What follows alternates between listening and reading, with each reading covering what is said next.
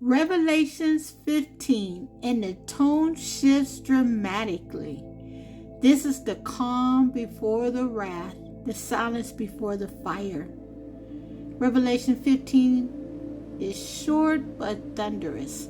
It's the moment heaven stops and the sanctuary closes. Grace pauses. The final plagues are loaded, and the cry of deliverance from the overcomers pierce the heavens. The sanctuary sealed, prelude to wrath. The sea of glass, the song of Moses, and the 7 last plagues. What happens when heaven itself shuts its doors? When even mercy must wait because judgment must run its full course? A quiet wind, then the sound of thousands walking across glass. Can you imagine that? Suddenly, harps strike a single note. A song erupts, ancient, fiery, victorious. Then thunder echoes, and the sanctuary closes. Before the bowls of wrath are poured out in chapter 16, we see a glimpse of the heavenly preparation. 7 angels are given 7 plagues, the final complete wrath of Yahuwah. Those who overcame the beast stand by the sea of glass, singing the song of Moses and the Lamb. The heavenly temple opens. Smoke fills the sanctuary and no one can enter. This is the point of no return. The system has made its choice. Now Yahuwah will answer. The sea of glass, victory after fire. I saw something like a sea of glass mingled with fire, and those who had the victory over the beast standing on the sea of glass, having harps of Yahuwah. Revelations 15:2. This is not just any group. These are the overcomers. They refused the mark. They didn't bow to the image. They faced death, persecution, rejection, and they chose the Lamb anyway. The sea is calm, but is mingled with fire, because their victory came through the fire, not around it. This is a mirror of the Red Sea, but now spiritual. The enemy is behind them. The waters are before them, but they stand on victory. The song of Moses and the Lamb. Great and marvelous are your works, Yahuwah El Shaddai. Just and true are your ways, O King of the nations. Revelations 15:3. Why Moses?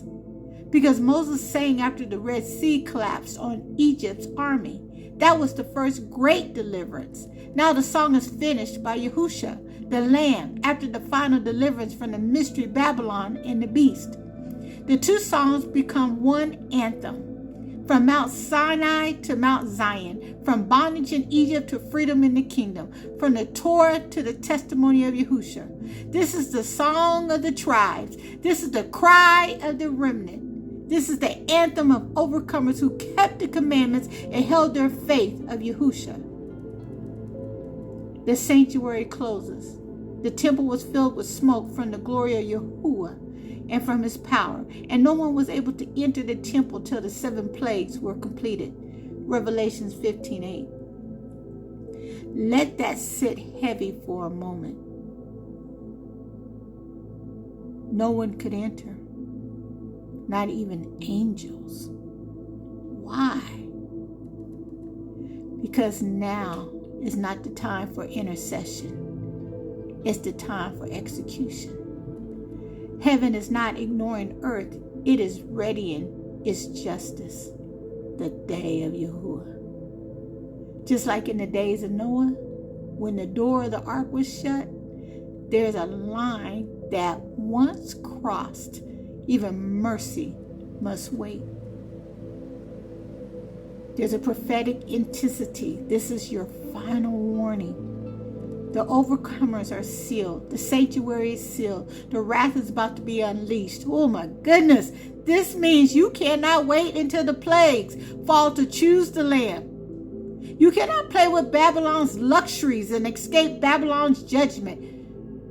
You can't think that you're going to just be an influencer and be 15 minutes of fame, or want to be this so-called rapper, where you're going to mess around and just do you. You must decide now. This is not fear-mongering. This is the gospel truth, and the truth burns hotter than hell. This message is to the 12 tribes of Israel. The Song of Moses was sung by your ancestors, but the world has tried to make you forget that you are their descendants. You were brought through fire, through the Atlantic, through chains, through nations, but Yahuwah never, ever forgot about you. You are about to be vindicated. Your song will be heard again. Your oppressors will witness your restoration. O Yehuda, awaken. O Yisrael, sing again. Your deliverance is not a dream, it's next. And this message is to all nations, seekers, and outcasts. The door is still open, but not for long. The Father sees your pain, your struggle, your questions, but don't let the beast define you.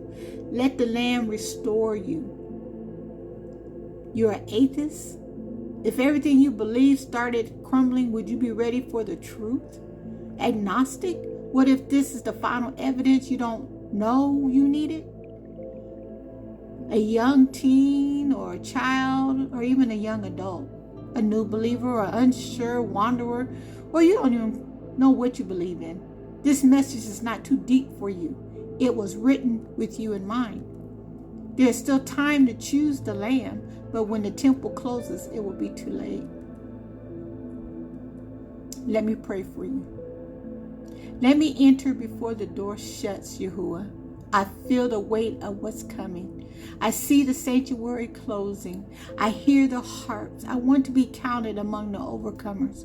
I want to sing the song of Moses and the Lamb. Let me enter while the door is open. Cleanse me, mark me, call me, seal me. I completely surrender to you, Yahuwah. If that's you, receive it. Amen.